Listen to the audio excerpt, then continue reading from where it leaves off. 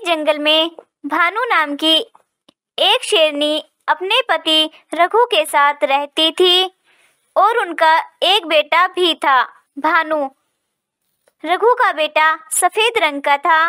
वो दोनों अपने बेटे से बहुत खुश थे। सुनो भानु, हमारा बेटा बहुत ही सुंदर है। आज तक किसी ने ऐसा शेर नहीं देखा होगा। हाँ महाराज, हमारा बेटा बहुत सुंदर है। भानु और रघु की एक बहुत अच्छी दोस्त भी थी, जो थी एक गाय। गाय भानु और रघु के साथ बहुत समय से रहती थी। वह शेर से मिलने गुफा पर आई और बोली, अरे वाह शेरनी, तुम्हारा बेटा तो बहुत सुंदर है। गाय खुद ही उसका नाम बगीरा रख देती है और उसे घुमाने ले चलती है। उसी जंगल में एक बंटी नाम का एक बाघ भी रहा करता था। वो हमेशा सोचता रहता था कि किसी तरह राजा बन जाऊं। एक बार ऐसा हुआ, बगीरा चलते चलते जंगल में आगे निकल जाता है। तभी उस पे बाघ की नज़र पड़ जाती है। उसे देखकर बाघ बोलता है, अरे वाह, रघु शेर को कमजोर करने का एक ये अच्छा मौका है। आज इस बगीरा को जान से मार डालता हूँ और फिर इसके बाद शेर की बारी है।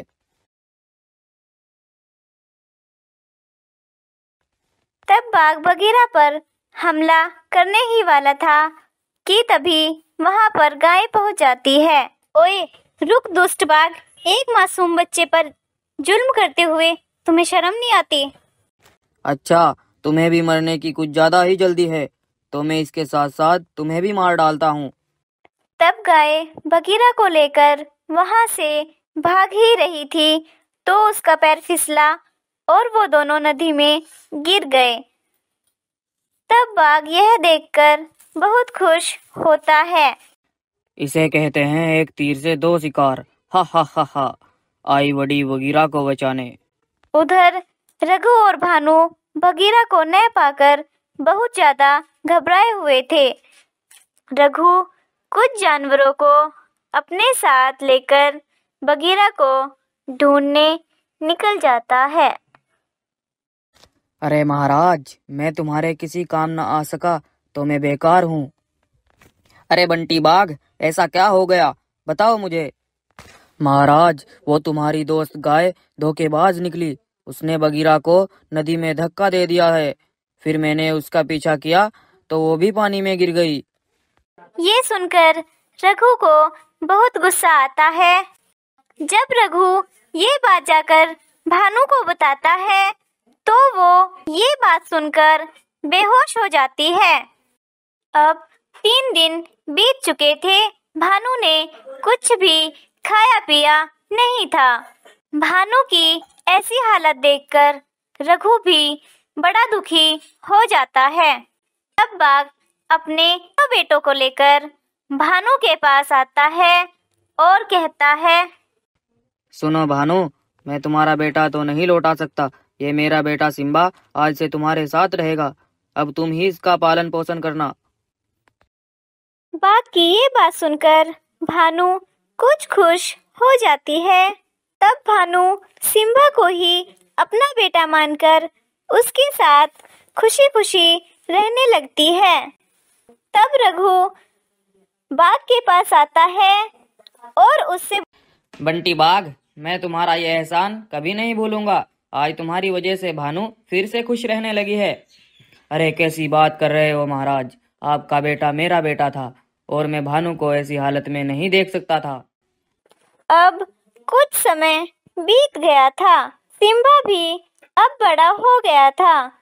उधर बाघ अब अपने मन ही मन में सोचता है, अब मेरा बेटा जवान हो गया है। अब मैं जाकर रघु से उसके राजा बनने की बात करूंगा। तब बाघ भानु से जाकर अपने बेटे के राजा बनने की बात करता है और राजा भानु भी उसकी बात मानकर सभी जानवरों को बुलाते हैं और बोलते हैं, सुनो भाइयों, आज से जंगल का राजा मेरा बेटा बगीरा है। अरे महाराज, आपने गलत बोल दिया। बगीरा नहीं, मेरा बेटा सिम्बा राज करेगा। अच्छा, तो अब तुम हमें बताओगे कि गलत क्या है और सही क्या है। अरे बेटा बगीरा, आ जाओ, तुम मेरे पास आ जाओ। उनको जिंदा देख बाघ के पैरों तले से जमीन खिसक जाती है। अरे शेर महाराज, ये दोनों कहाँ से आ गए? तब जब भानु और मैं जंगल में टहल रहे थे, तब गाय और बगीरा हमारे पास आए। माँ, पिताजी, मैं वापस आ गया हूँ। तब गाय ने मुझे सब बताया, जो जो उनके साथ हुआ। इस खुशकी बाघ ने कुछ सही नहीं बताया था मुझे। अरे महाराज, इस दुष्ट बाघ का क्या करना होगा? तुम इसकी चिंता मत करो, इसको इसके किए की सजा मिलकर रहेगी। मैं इसको हमेशा के लिए बंदी बनाता हूँ और इसे बंद कर देता हूँ। जंगल वासियों ने आखिर क्यों मार दिया दो गोल्डन शेर को? जीवन नाम के एक जंगल में बहुत से जानवर खुशी खुशी रहते थे। सभी जानवर अपने जीवन में बहुत खुश थे और उनका जीवन उसी जंगल में खुशी खुशी गुजर रहा था। उनके इस जंगल का राजा एक बड़ा विशाल गोरिल्ला था, जो कि अपने जंगल के जानवरों की रक्षा करता था। गोरिल्ला जंगल के जानवरों को कभी भी परेशान नहीं करता था। इस तरह सभी का जीवन अच्छे से कट रहा था। एक दिन जाने कहां से उनके जंगल में दो गोल्डन शेर आ जाते हैं और वे जंगल में आते ही एक दूसरे से बोलते हैं। अरे भीमा भाई, ये जंगल तो बहुत ही खूबसूरत है। लगता है इस जंगल में बहुत से जानवर हैं। हाँ भाई, तुम सही कह रहे हो, लेकिन हम दोनों पे कोई मुसीबत न आन पड़े। अरे कुछ नहीं होगा, भला शेर से भी ज्यादा कोई ताकतवर होता है क्या? शेर जंगल में सबसे ज्यादा ताकतवर होता है। चलो हम चलते हैं। ऐसा बोलकर वे दोनों शेर जंगल में आगे बढ़ने लगते हैं और जंगल में अपना आतंक मचाने लगते हैं और जो भी जानवर उन्हें मिलता है वह उसका शिकार कर लेते हैं। इस तरह से कुछ दिन बीत जाते हैं।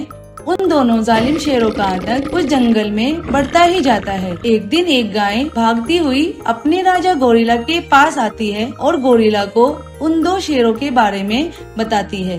अरे गोरिल्ला महाराज, हमारे जंगल पर उन दोनों शेरों का आतंक दिन प्रतिदिन बढ़ता ही जा रहा है। क्या करें महाराज, कुछ सोचें, ऐसे तो हमारा पूरा जंगल तबाह हो जाएगा और हर तरफ तबाही का ही मंजर होगा।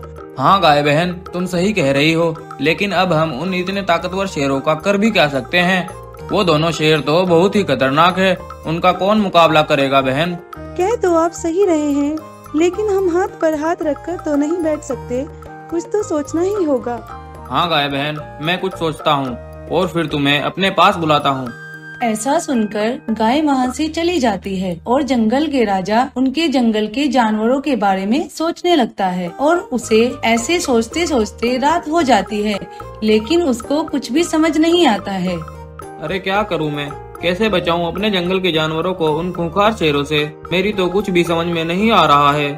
ऊपर वाले, तू ही कुछ मदद कर दे हमारी। उसका ऐसा कहना था कि तभी उसके सामने जादुई दरवाजा खुलता है और तभी उस दरवाजे से एक जादुई लाल शेर बाहर आता है और वह गोरिल्ला से बोलता है।